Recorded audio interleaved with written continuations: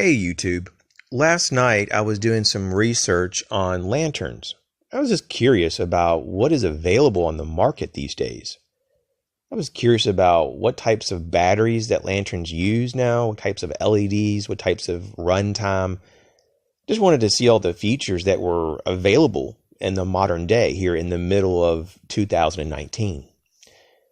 And during this beginning phase of research, because I do plan on doing a video about lanterns once I kind of summarize what I found, I ran into something though on Amazon when I was looking through all these lanterns. And I thought it was just kind of unique. Just wanted to kind of just mention it here on the channel. And it's a broad beam headlamp. It's really low profile.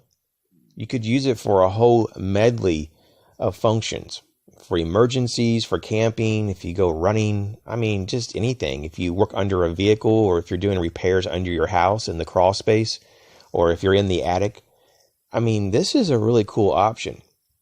So because it's so low profile, it won't get in your way. It doesn't have all that forward weight like some headlamps have. So it has the battery pack in the back, uses 3 AAA batteries.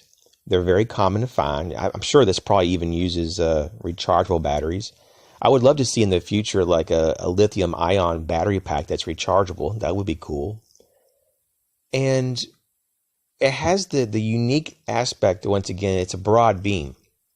So it's almost like it has a lot of peripheral output.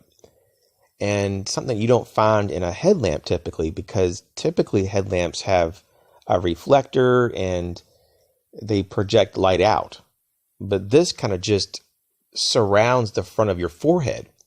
And so this has a 210 degree illumination. And this one is being reported as a 300 lumen output on high, has 3 settings, and it has 20 LEDs. Now, at first I thought this could be Cobb LED technology, but it's not. I do hope that they go to that in the future if they make upgrades on this model. But this appears to be more like LED tape or an LED strip. And so I'm not saying it's bad. I'm just saying that it probably could be upgraded in the future. But it's just cool. I mean, this is a relatively new product to begin with. It's only been out for, I think, just a little over a half a year, if I was to remember correctly when I looked up the product listing. But yeah, so it's relatively new and it has some mixed reviews. I'm not so sure if I would buy this particular one, but I'm hoping that other manufacturers look at this and go, okay, let's improve upon the concept here.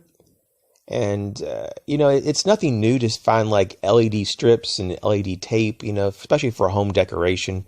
I've seen some various camping gear that they have LED strips that can be mounted on your backpack straps so that you kind of have hands-free operation.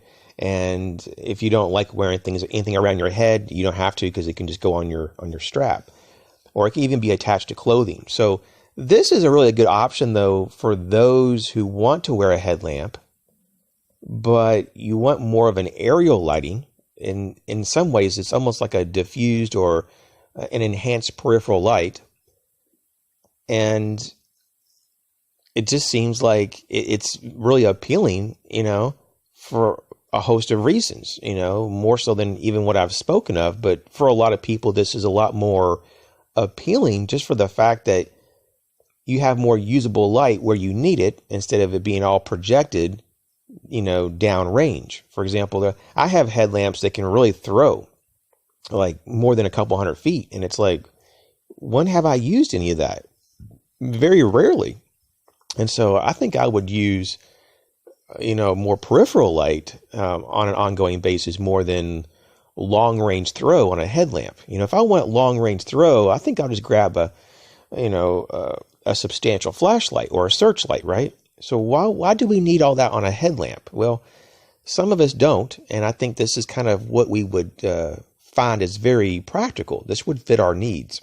So anyways, just wanted to mention the product. Hey, thanks for checking out my videos. You guys take care.